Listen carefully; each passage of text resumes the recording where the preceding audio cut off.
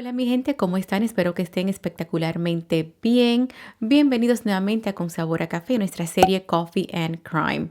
El caso que les voy a compartir, en verdad que me conmocionó bastante, es sobre la desaparición de los hermanos Restrepo en el 1988 por las Fuerzas Armadas de Seguridad de Ecuador y fue calificado como un crimen de Estado y acaparó la atención internacional.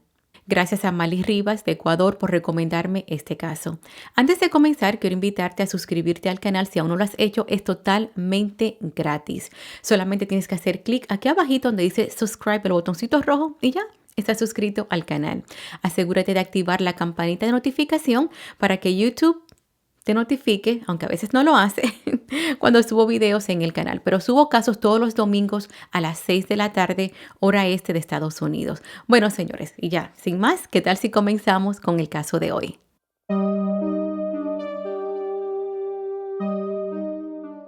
Los hermanos Carlos Santiago y Pedro Andrés Restrepo Arizmendi nacieron en la ciudad de Quito, Ecuador, en el año 1971 y 1974 respectivamente. Ellos nacieron en el seno de una familia acomodada. Sus padres eran el ingeniero Pedro Restrepo y su madre Luz Elena Arizmendi, ambos colombianos pero radicados en Ecuador desde hacía 20 años y residían en la ciudad de Quito. También tenían una hermana menor llamada María Fernanda. La mañana del 8 de enero de 1988, Carlos, de 17 años, y Pedro Andrés, de 14, salieron de su casa muy temprano en el automóvil de su padre, un Chevy Trooper color almendra, para dejar a María Fernanda, quien tenía 10 años en ese entonces, en el colegio. Regresaron a la casa y luego volvieron a salir para recoger a un amigo al aeropuerto. Sin embargo, nunca llegaron a su destino. Pedro y Luz Elena en ese momento se encontraban fuera de la ciudad e inmediatamente regresaron a Quito cuando se enteraron que sus hijos habían desaparecido. Familiares y amigos de inmediato iniciaron una intensa búsqueda en hospitales y centros de detención de menores y por la zona donde se dirigían. Luego se les informa que los jóvenes se encontraban en el centro de detención provisional porque Carlos fue detenido y no tenía licencia de conducir. Sin embargo, al dirigirse al lugar le dijeron que los jóvenes no se encontraban ahí. La familia Restrepo buscó a los jóvenes por todas las cárceles de Quito sin tener éxito alguno. El silencio, la evasiva de las autoridades fue la primera parte del encubrimiento. Cuando fueron al centro de detención penal, la hoja del libro de registro, donde se registraron los ingresos de los dos jóvenes ese 8 de enero, había desaparecido. Fue arrancada, básicamente tratando de ocultar que ellos estuvieron ahí. Según Pedro, el padre de los jóvenes, el encubrimiento no fue tan solo de la policía, sino de todo el Estado, para encubrir, negar y callar a la familia. Ellos incluso, es decir, las autoridades, infiltraron a un agente, la subteniente Doris Morán, en la casa de la familia, para así controlar más de cerca el encubrimiento, enterarse cuánto sabían y qué estaban haciendo para encontrar a sus hijos, para luego informar a sus superiores y armar su versión. Esa agente, Doris, le aseguraba a Pedro y a Luz Elena que había un supuesto informante que le informaba que los jóvenes estaban vivos, que ya iban a regresar a casa con el fin que pasara el tiempo y se fueran resignando. Doris les decía que si denunciaban el caso o hablaban con los medios, los niños no aparecerían. Así que mejor manténganse calladitos. Yo me encargo de absolutamente todo. Ustedes no hagan nada que pueda perjudicar la seguridad o la libertad de los muchachos. Pedro llegó a viajar hasta la frontera colombiana siguiendo las falsas pistas que daba el supuesto informante de Doris. En ocasiones le dijo a Luz Elena que preparara la comida favorita de sus hijos porque ya casi llegaban. Incluso la madre de Doris, del agente, también fue infiltrada en la casa de los Restrepo para ayudar y apoyar a la familia, pero en realidad era para mantenerlos vigilados. Pasaron los meses y la familia se dio cuenta que la supuesta investigación no progresaba, mientras que Doris continuaba dándoles falsas esperanzas. Cansados de no recibir respuestas, de no ver ningún avance y ser manipulados por las autoridades, la familia comenzó a sospechar que había un encubrimiento por parte de ellos y que básicamente Doris, en vez de ayudar, estaba atrasando la investigación. Entonces decidieron que ella no regresara a la casa. Cortaron con ella y su madre. El 28 de junio, la policía hace pública la muerte de los hermanos Restrepo, alegando que se debió a un accidente automovilístico en la quebrada Pacha ubicada en Quito. Mostraron como evidencia el vehículo destrozado que fue encontrado al fondo de la quebrada, dentro del cual estaban 3 zapatos de los hermanos. Sin embargo, Pedro no creyó esa teoría de las autoridades. Habían muchas inconsistencias en el informe policial. Voy a mencionar algunas de ellas. El switch del carro, no sé cómo le digan en sus países, pero donde se prende y se apaga, estaba apagado, lo cual demuestra que el vehículo no estuvo encendido al momento de caer por la quebrada. El vehículo no tenía marcas de volcamiento, sino que había sido destruido antes y luego lanzado por la quebrada. Supuestamente encontraron 3 pares de zapatos de los jóvenes. Sin embargo, esos zapatos estaban como nuevos. No tenían signos de uso ni de daño. Hay que tener en cuenta que la zona donde encontraron el carro corre agua y lodo. Y como dije anteriormente, fueron encontrados en buen estado a los 6-7 meses de la desaparición. No tenía ni una mancha de lodo ni de sucio. Explícame eso. Después que apareció el vehículo, la zona fue rastreada por bomberos, fuerzas especiales de la policía, hombres rana del ejército y expertos contratados por la familia. Sin embargo, nadie encontró ningún indicio de restos humanos, sangre, absolutamente nada, como si ahí no hubiera pasado nada. La visibilidad de la quebrada es óptima desde distintos sectores de la ciudad. Sin embargo, nadie se percató de un accidente de tránsito de esa magnitud ese 8 de enero. A mediados de 1988, la familia Restrepo comenzó a hablar con la prensa y a denunciar con nombre y apellido a todas las personas de la policía y del poder que estaban involucradas en el caso, e iniciaron una lucha en contra del Estado. De tergiversar las cosas, de esconder la verdad. ¿Por qué Doris Morán Rivadeneira a estas alturas sigue pagada por el pueblo ecuatoriano y sigue dentro de la institución policial? Se ha confabulado para que todo quede en la impunidad. Únicamente se salva la Fiscalía General de la Nación. La policía comenzó a difamar, a divulgar información falsa sobre los jóvenes y la familia Restrepo. Dijeron que eran delincuentes que estaban envueltos en el narcotráfico y al ser colombianos la gente comenzó a creer la versión de la policía. Pedro y demás familiares estaban convencidos que los jóvenes ya no estaban vivos, pero Luz Helena jamás aceptó que sus hijos no regresaran. Por lo tanto, Pedro y los demás no hacían nada para convencerla de lo contrario. Ella murió en 1994, convencida que ellos regresarían. Luego les hablo un poco más sobre su trágica muerte. Los padres denunciaron en una estación de radio de gran audiencia el caso. La policía reaccionó y enviaron a otro agente llamado Hugo Recalde, quien les dijo textualmente: quédense callados, que en 2 meses vienen sus hijos. Wow. Pedro y Luz Helena decidieron salir a la Plaza de la Independencia con las fotos de sus hijos a exigir respuestas sobre el caso, y así lo hicieron a partir de entonces todos los miércoles. El primer miércoles fue en marzo de 1989. Llegaron a la Plaza de la Independencia frente al Palacio de Gobierno con unas pancartas. Eran solo 4 o 5 de ellos. Pedro recuerda que dijo textualmente que la gente pasaba y los trataba de locos. El ambiente estaba envenenado por las calumnias de la policía. Muchos le gritaban: colombianos narcotraficantes, lárguense de acá. El ritual de los miércoles en la plaza mantuvo viva la protesta. Poco a poco se fueron uniendo otras madres y familiares de desaparecidos, de torturados, víctimas de abusos policiales, hasta formar el Comité de Familiares de Víctimas de la Represión, y el Estado empezó a preocuparse. Trataron de sacarlo de la plaza porque se estaba volviendo en un gran problema de orden público.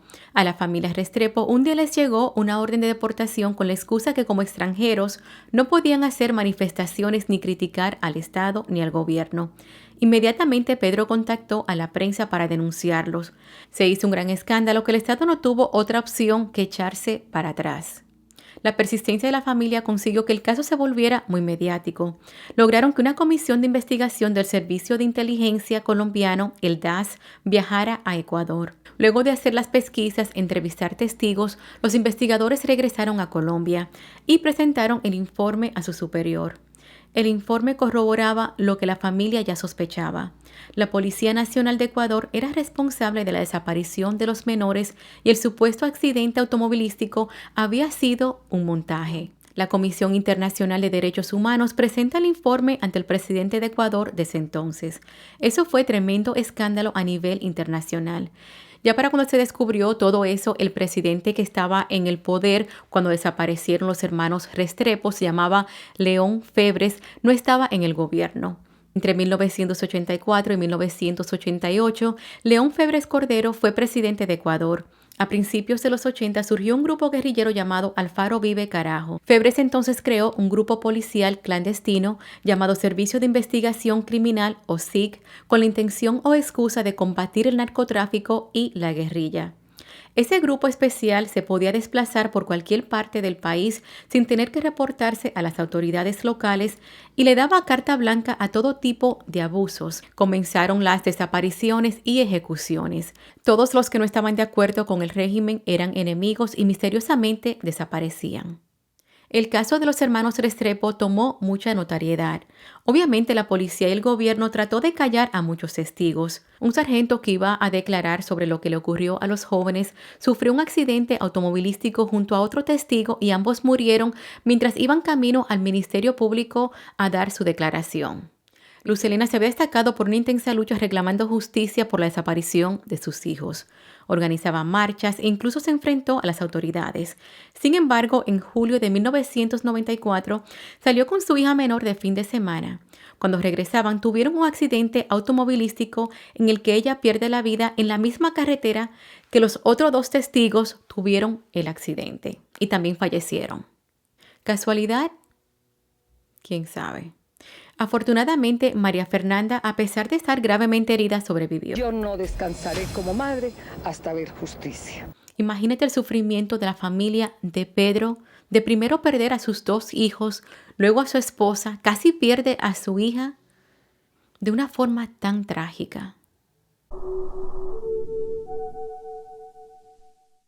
El 11 de agosto de 1991 aparece un exagente del SIC llamado Hugo España, quien fue testigo del caso Restrepo. Recuerden que esa organización fue creada por el presidente Febres, ese grupo de policías clandestinos, para así combatir la delincuencia, los pandilleros, la guerrilla, pero en verdad hacían atrocidades. Bueno, como lo expliqué ya anteriormente. Hugo España me imagino que tuvo un cargo de conciencia y decidió declarar qué realmente pasó con los jóvenes.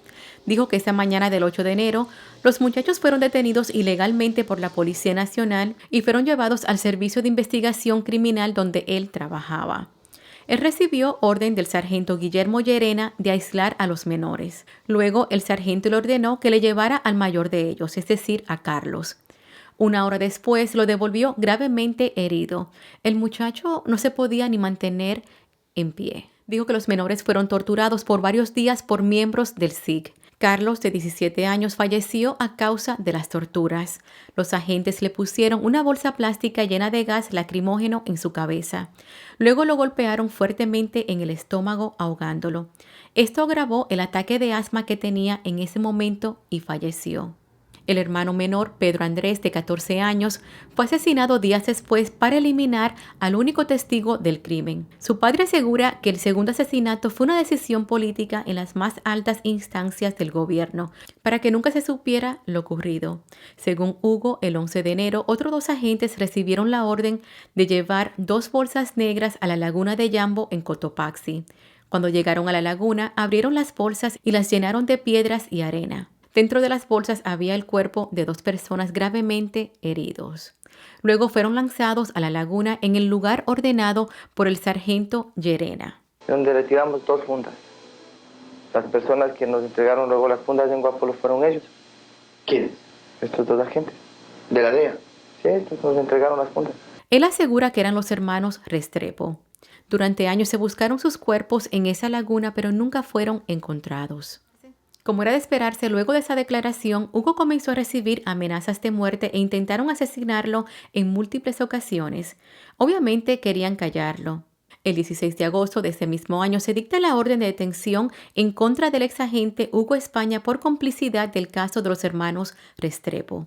La policía siempre se consideró inmune. Cualquier cosa podía pasar menos que un policía fuera a la cárcel. Pero fueron tantas las evidencias, tanta la presión pública y de la prensa y Comisión Internacional que en junio de 1995 que al juez no le quedó más que dictar orden de prisión contra 7 miembros de la policía. Entre ellos un general, un coronel, 2 tenientes y 3 policías por la detención, tortura, muerte y desaparición de los 2 jóvenes. El sargento Guillermo Llerena y el agente Camilo Vadillo fueron considerados los autores materiales y sentenciados a 16 años por el delito de complicidad. El coronel Trajano Barrio Nuevo y los tenientes Doris Merchán y Juan Sosa fueron sentenciados a 8 años. Al poco tiempo de haber concluido el juicio, les redujeron la pena por mitad por buena conducta. Increíble, increíble. El excomandante de la policía, el general Guillermo Molina y el exagente Hugo España fueron condenados a 2 años de prisión por encubrimiento. Luego de cumplir su sentencia, Hugo fue sacado del país bajo protección del Estado y fue radicado en otro país. Los acusados fueron enviados a prisión, pero en realidad no era ni una cárcel. Estaban en una casa acondicionada con todas las comodidades. Algunos solo iban a dormir y podían salir a cualquier hora. La prensa los sorprendió en muchas ocasiones fuera de la cárcel. El general Molina incluso se fugó. Nunca lo persiguieron ni lo buscaron, pero luego se entregó y terminó su condena en un cuartel. 33 agentes fueron acusados, incluyendo tenientes generales de la policía, altos funcionarios involucrados en la desaparición de los hermanos, pero ellos no fueron tocados. No obstante, por primera vez la denuncia de ciudadanos contra oficiales de policía llegaba a un juicio y por primera vez se logró penas de cárcel. Eso motivó a la familia a presentar una demanda en la Corte Interamericana de Derechos Humanos de la OEA contra el Estado ecuatoriano en agosto de 1997. En mayo de 1998, la Corte falló a favor de la familia Restrepo. Llegaron a una solución amistosa. La Corte categorizó el caso Restrepo como crimen de Estado, obligando al gobierno de Ecuador a pagar una indemnización de 2 millones a la familia y hacer una búsqueda en la laguna Yambo para tratar de recuperar los cuerpos de los muchachos. Prácticamente la Corte Internacional de Derechos Humanos obligó al Estado ecuatoriano a reconocer su responsabilidad en la detención, tortura, muerte y desaparición de los hermanos. Para Pedro, ese reconocimiento que se trató de un crimen de Estado fue de vital importancia. El dinero no le iba a devolver a sus hijos, pero por lo menos obtuvieron una pequeña victoria. Se realizaron búsquedas de los hermanos en agosto del 2009 y en diciembre del 2011, pero no encontraron nada. Hasta el día de hoy no han sido encontrados. 3 décadas después, para los familiares, para el padre de los jóvenes, el caso nunca estará cerrado hasta que sus cuerpos no aparezcan. La lucha de Pedro y su familia ha demostrado que la policía, el Estado, no es intocable. En el 2011, la hija menor, María Fernanda, produjo un documental llamado Con mi corazón en Yambo, donde cuenta la tragedia familiar que vivieron por la pérdida de sus 2 hermanos. Con los años, la casa de la familia Restrepo volvió a la normalidad, si se le podría llamar así. Los cuartos de los hermanos aún se mantienen intactas con sus pertenencias. Los padres de esos jóvenes le declararon la guerra al gobierno y eso vino con un alto precio. Lo único que ellos querían es que le entregaran el cuerpo de sus hijos para sepultarlos. Fue una lucha constante, enfrentamientos con la policía, marchas, manifestaciones pacíficas y todos los miércoles por 19 años, sí señores, escucharon bien, 19 años, estaban ahí con fotos de los muchachos en la Plaza de la Independencia reclamando justicia. Este caso se convirtió en uno de los más famosos y mediáticos de Ecuador. La familia Restrepo se convirtieron en un símbolo de la lucha de los derechos humanos. Con la investigación y durante el juicio se descubrió que el caso Restrepo no era el único. Había cientos de desaparecidos luego que se formó esa organización clandestina SIC. Así que imagínense. En verdad que sorprendente a lo que llegan las autoridades, el Estado, altos funcionarios, para encubrir una desaparición, un asesinato. No me puedo imaginar todo lo que pasaron esa familia. Gracias a Dios que esos padres, y bueno, Pedro mayormente, que fue quien estuvo ahí al frente de todo, no se dio por vencido y siguió luchando hasta que logró que el Estado admitiera que ellos tuvieron la culpa. Bueno, fueron obligados por ese comité internacional, porque ellos decían todos esos años, no, y era más encubrimiento, pero por lo menos al final, años después, lograron que dijeran, ok, sí, mea culpa. Déjenme saber si habían escuchado de este caso y tu opinión al respecto. Me encanta leer sus comentarios. Bueno, mi gente, eso ha sido todo por hoy. Muchas gracias por verme, por suscribirte, por regalarme like, comentar, compartir. Toda esta interacción ayuda a que el canal siga creciendo y en verdad que te lo agradezco muchísimo. Nos vemos el próximo domingo. Bye bye.